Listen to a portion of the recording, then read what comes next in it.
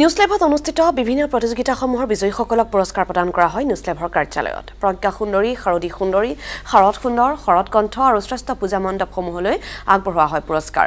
পুৰস্কাৰ প্ৰদান কৰে নিউজ লাইভৰ জ্যেষ্ঠ কাৰ্যবাহী সম্পাদক ছায়ামণি ভূঞাই।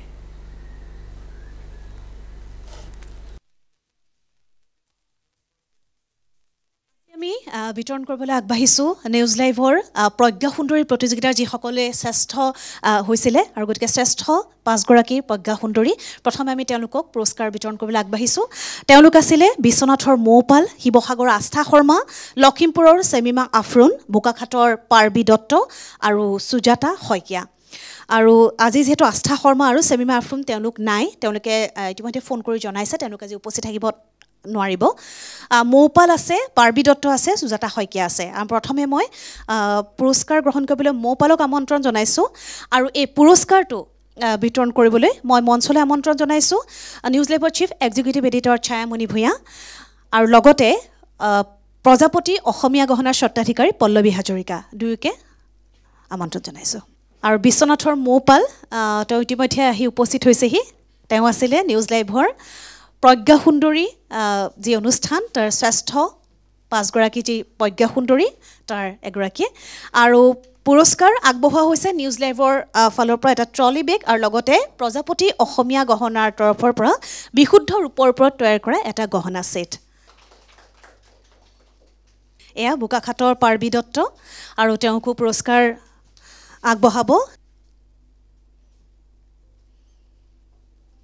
আমাৰ যিসমূহ ভিডিঅ' প্ৰেৰণ কৰে আমাৰ সাংবাদিকসকলে, লগতে আমাৰ আৰু এটা আছিলে শিতান চেলফি আৰু আমালৈ অহা হাজাৰ হাজাৰ চেলফিৰ মাজৰ পৰা সুজাতাৰ চেলফিখন শ্ৰেষ্ঠ চেলফি হিচাপে বিবেচিত হৈছিল আৰু তেওঁকো আগবঢ়াইছে এটা ট্ৰলি বেগ আৰু লগতে প্ৰজাপতি অসমীয়া গহনাৰ ফালৰ পৰা এতিয়া গহনা ছেট।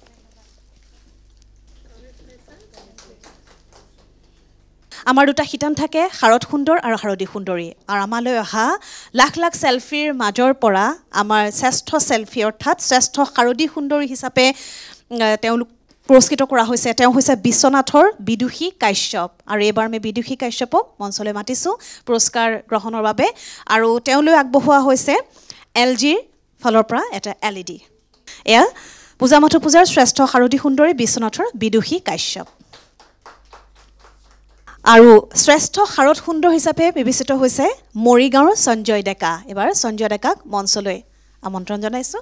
তেওঁকো আগবঢ়োৱা হৈছে LGৰ ফালৰ পৰা এটা LED।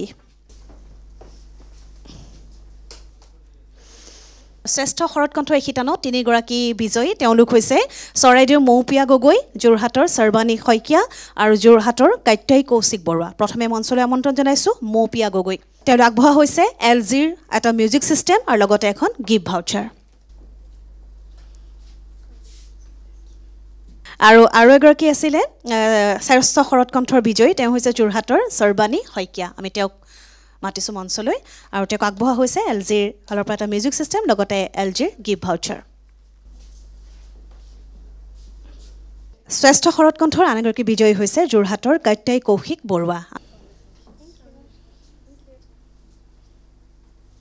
আমাৰ আৰু এটা শিতান হৈছিলে শ্ৰেষ্ঠ পূজা মণ্ডপ।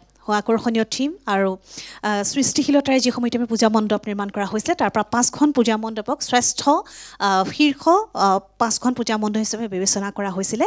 আৰু সেই 5খন পূজা মণ্ডপ হৈছিলে গুৱাহাটীৰ ছাত্ৰীবাৰী, তিনিচুকীয়াৰ সাৰ্বজনীন দুৰ্গা পূজা সমিতি, যোৰহাটৰ ৰূপহীয়ালী পূজা মণ্ডপ, গোলাঘাটৰ চিনাতলী আঞ্চলিক দুৰ্গোৎসৱ আৰু ডিব্ৰুগড়ৰ মিত্ৰ সংঘৰ পূজা মণ্ডপ। আৰু প্ৰথমে মঞ্চলৈ মাতিছোঁ গুৱাহাটী ছাত্ৰীবাৰী পূজা কমিটিৰ বিষয়ববীয়াসকলক। এয়া একোখনকৈ চেক আগবঢ়োৱা হৈছে। এয়া গুৱাহাটীৰ ছাত্ৰীবাৰী পূজা কমিটি। আমি আন্তৰিক অভিনন্দন জনাইছোঁ আটাইকে। এইবাৰ মঞ্চলৈ মাতিছোঁ তিনিচুকীয়া সাৰ্বজনীন দুৰ্গা পূজা কমিটিৰ বিষয়ববীয়াসকলক। যোৰহাটৰ ৰূপহীয়ালী পূজা মণ্ডপৰ বিষয়ববীয়াসকলক অভিনন্দন জনাইছোঁ। মঞ্চলৈ মাতিছোঁ গোলাঘাটৰ চিনাতলী আঞ্চলিক দুৰ্গোৎসৱৰ বিষয়ববীয়াসকলক।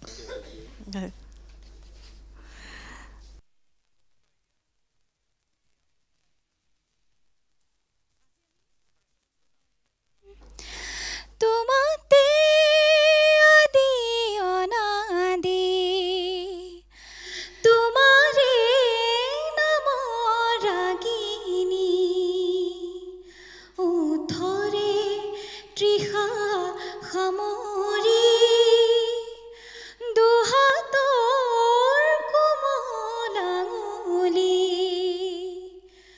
পৰহি উজয় নামনি আবেগত বাগৰ সলনি উশাহৰ গভীৰ পিয়াহত তোমাতে লিখা জীৱনী তুমি যেন পপীয়া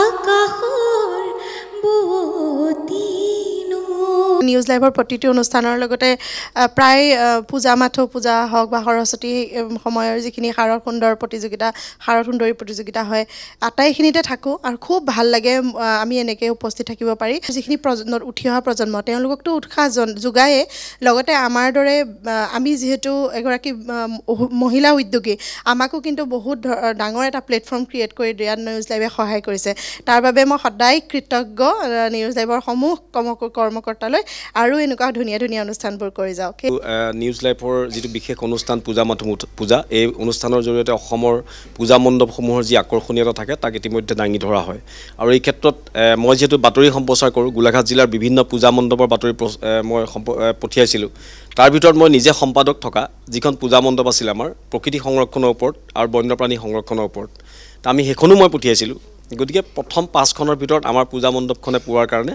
বহুত ভাল লাগিছে আৰু প্ৰথমেতো গম পোৱা নাছিলোঁ বাৰু মই অলপ প্ৰেক্টিছ কৰি আছিলোঁ নাটকৰ পিছত ফোন কৰি সকলোৱে কৈছে যে তুমি নিউজ লাইভত ওলাইছা প্ৰজ্ঞা সুন্দৰী অনুষ্ঠানটোত তাৰপিছত ক'লে যে তাৰ পিছতো চিলেক্ট হয় তো মই ভাবিছিলোঁ মই ক'ত পামনো আৰু পিছত দাদাই ফোন কৰি কৈছে যে তই নিউজ লাইভত ওলাইছ প্ৰজ্ঞা সুন্দৰীত চিলেক্ট হ'লি তোৰ এড্ৰেছটো পঠিয়াই দে তেতিয়া গম পাইছোঁ যে মই চিলেক্ট হৈছোঁ ইমান ধুনীয়া অনুষ্ঠান এটা আপোনালোকে প্ৰত্যেক বছৰে আয়োজন কৰি আহিছে আৰু আগন্তুক দিনসমূহতো এনেদৰে অনুষ্ঠানসমূহ পাতি যাওক আৰু নতুন প্ৰজন্মক উৎসাহ যোগাই যাওক খুব ভাল লাগিছে মই ভাবা নাছিলোঁ যে মই পাম বুলি আৰু নিউজ লাইভক বহুত বহুত ধন্যবাদ জনাইছোঁ ইমান ধুনীয়াকৈ প্ৰতিযোগিতাখন আয়োজন কৰাৰ বাবে বহুত ভাল লাগিছে আৰু মই সমূহ নিউজ লাইভৰ কৰ্মকৰ্তালৈ মই ধন্যবাদ দিব বিচাৰোঁ আৰু লগতে বিচাৰকেও ইমান ধুনীয়া মন্তব্য কৰিছে সমূহলৈ ধন্যবাদ দিব বিচাৰিছোঁ